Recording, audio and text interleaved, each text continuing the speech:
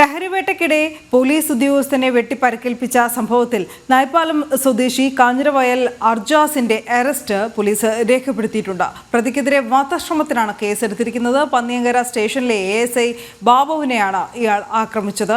അനഘ ഹർഷൻ നൽകും കൂടുതൽ വിവരങ്ങൾ. അനഘ, വാർത്തയുടെ വിശദാംശങ്ങൾ.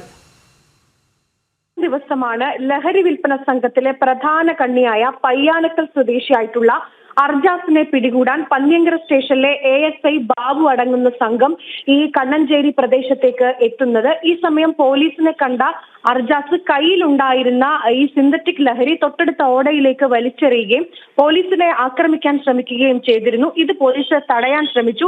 ഇതിനിടയിലാണ് തൊട്ടടുത്തുണ്ടായിരുന്ന ഇറച്ചിക്കടയിൽ നിന്ന് കത്തിയെടുക്കുകയും ASI ആയിട്ടുള്ള ബാബുവിന്റെ തലയ്ക്ക് വെട്ടുകയും ചെയ്തത്.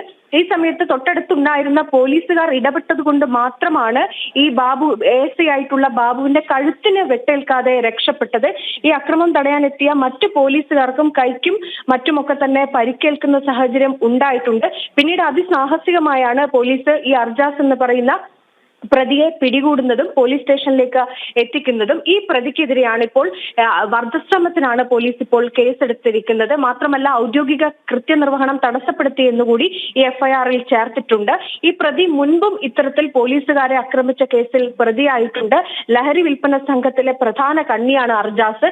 എന്തായാലും നിലവിൽ ഇപ്പോൾ അറസ്റ്റിലായ പ്രതിയെ റിമാൻഡ് ചെയ്തിട്ടുണ്ട്. റിമാൻഡിലുള്ള പ്രതിയെ കസ്റ്റഡിയിൽ വാങ്ങി വിശദമായ ചോദ്യം ചെയ്യാനുള്ള നീക്കമാണ് അന്വേഷണ സംഘത്തിന്റെ ഭാഗത്തു നിന്ന് ഇനി ഉണ്ടാവുക. അനു, ശരി അനഘ.